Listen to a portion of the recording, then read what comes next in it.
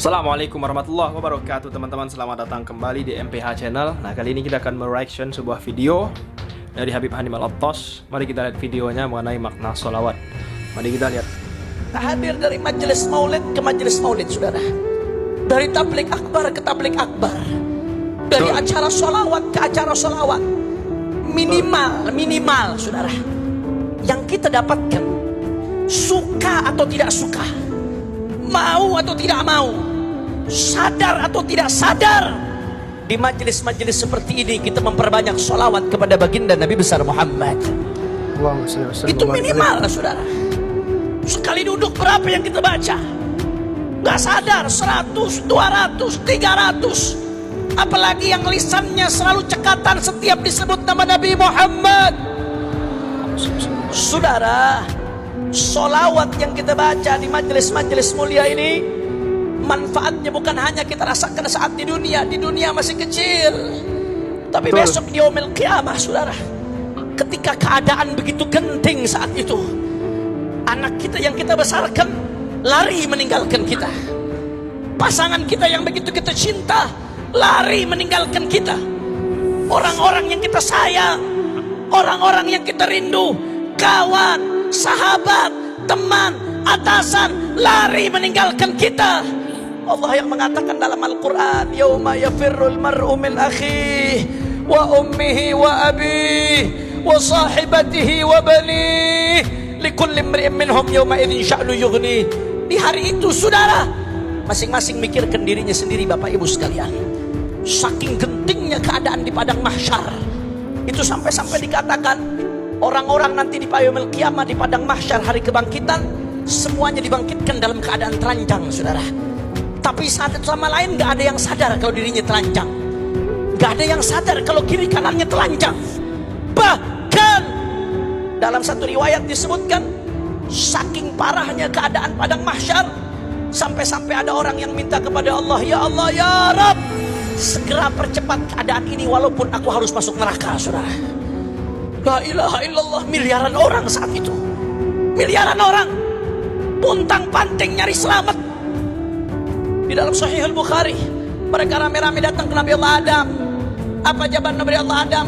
Ghadibal yawm rabbuna ghadaban lam yaghdab qablahu mithlah wala ba'dahu mithlah. Nafsi, nafsi. Kata Nabi Allah Adam, beliau angkat tangan, saudara. Nabi Adam yang diharapkan sebagai kakeknya semua manusia dimintakan pertolongan hari itu. Apa kata Nabi Allah Adam? Hari ini Allah marah dengan kemurkaan yang gak pernah terjadi sebelumnya, sesudahnya. Nafsi, nafsi. Kata Nabi Adam sendiri-sendiri, idhabu ila Nuh. Akhirnya rame-rame pergi ke Nabi Allah Nuh, jawabannya sama, saudara. Pergi ke Nabi Allah Ibrahim, jawabannya sama. Pergi ke Nabi Allah Musa, jawabannya sama, nafsi, nafsi. Pergi ke Nabi Allah Isa, lagi-lagi jawabannya sama, nafsi, nafsi. Nabi Allah Isa katakan, idhabu ila Muhammad. Pergi ke Nabi Muhammad. Begitu sampai di hadapan Rasulullah, saudara, ternyata hanya Rasulullah yang mengatakan yang berbeda, saudara. Ana laha, kata Rasulullah, aku yang akan ngasih syafaat, kata Nabi Muhammad. Akhirnya Rasulullah sujud minta sama Allah di bawah arsy-Nya Allah. Begitu Rasulullah sujud, Allah berfirman kepada Nabi Muhammad, ya Muhammad, irfa' ra'sak wasal tu'ta washfa' tushaffa. Angkat kepalamu, wahai Muhammad. Rasulullah sedang tersujud.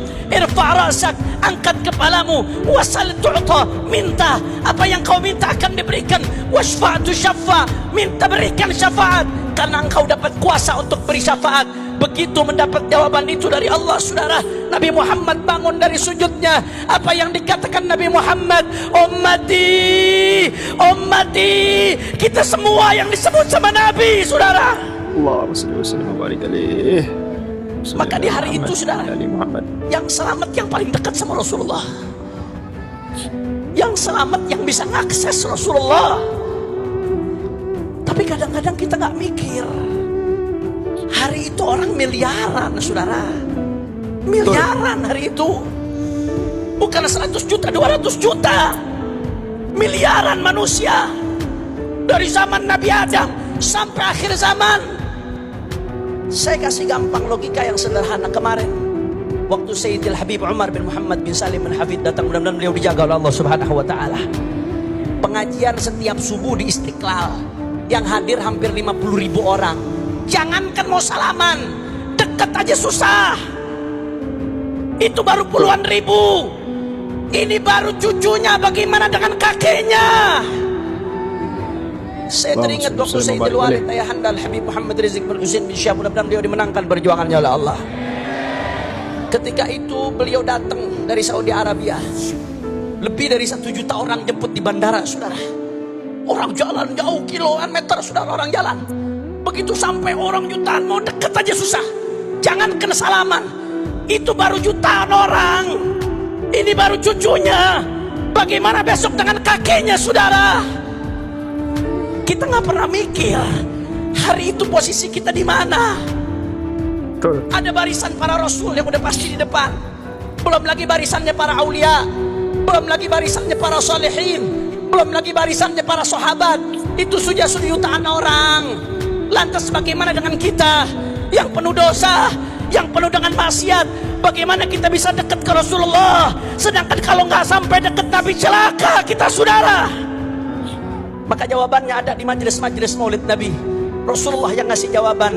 Aulan nasi bi yaumil qiyamah aktsaruhum salatan alayya. Kata Rasulullah, nanti yang paling berhak denganku di hari kiamat siapa? Yang paling banyak solawat kepada baginda Nabi Muhammad.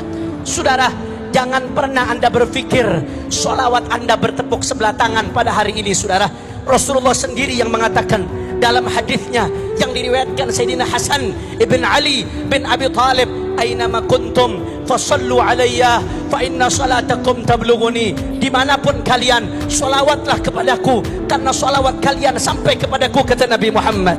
Bahkan saudara, Al-Imam As-Sakhawi dalam kitabnya Al-Qaulul Badi' fi salati ala al-Habib Syafi', beliau meriwayatkan satu hadis. Hadis ini harus jadi renungan kita untuk salawat, saudara. Apa isi hadisnya? Di hadis tersebut disebutkan bahwasanya Allah menciptakan satu malaikat, saudara. Malaikat ini tugasnya khusus untuk mendengarkan siapa dari umat Nabi yang sholawat, saudara. Setiap ada umat Nabi yang sholawat, dilaporkan ke Rasulullah, ya Rasulullah, fulan ibn fulan yusallim alaik. Dilaporkan, ya Rasulullah, redaksinya seperti ini, fulan ibn fulan, fulan ibn fulan sholawat kepadamu ya Rasulullah. Nama anda, nama ayah anda, setiap sholawat disebutkan depan Nabi Muhammad. Itu kalau satu di absen depan Rasulullah. Bagaimana kalau 5 kali? Bagaimana kalau 10 kali? Bagaimana kalau 100 kali? Bagaimana kalau 1000 kali, saudara? Apa nggak dikenal sama Rasulullah? Saya teringat satu hadis dalam Sahih Muslim.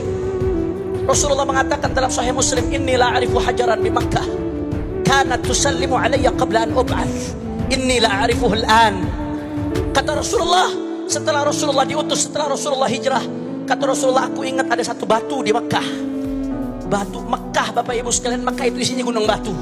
Mudah-mudahan semua yang di sini bisa haji, bisa umrah, bisa ziarah Nabi Muhammad. Tapi Nabi mengatakan, aku ingat ada satu batu di Makkah. Batu ini dulu sebelum aku diutus pernah salam kepadaku, kata Rasulullah. Batunya salam kepada Nabi Muhammad. Apa kata Rasulullah? Ini udah puluhan tahun berikutnya, belasan tahun berikutnya, kata Nabi, "Inilah arifuhul an." Batu yang belasan puluhan tahun lalu sekali mengucapkan salam kepadaku, aku masih kenal batunya. Saudara, batu benda mati salam sama Nabi, dikenal sama Nabi, diingat sama Nabi. Bagaimana umatnya yang dirindukan Nabi Muhammad? Ya Rab, ya Rab, ya Rab. Yang kita harapkan, sholawat yang kita baca di majelis-majelis maulid, besok ketika di hari kiamat miliaran orang berebut deketin Rasulullah, sholawat yang kita baca menjadi tanda yang mengenalkan Rasulullah kepada kita, saudara. Mudah-mudahan jadi tangga kita dikenal sama Rasulullah, dikenal sama Rasulullah, jadi sinyal yang nyambungkan kita dengan Rasulullah. Amin ya Allah, amin ya Allah, ya Rabbal Alamin. Masya Allah, luar biasa ceramahnya Habib Hani Al-Attas, teman-teman semua.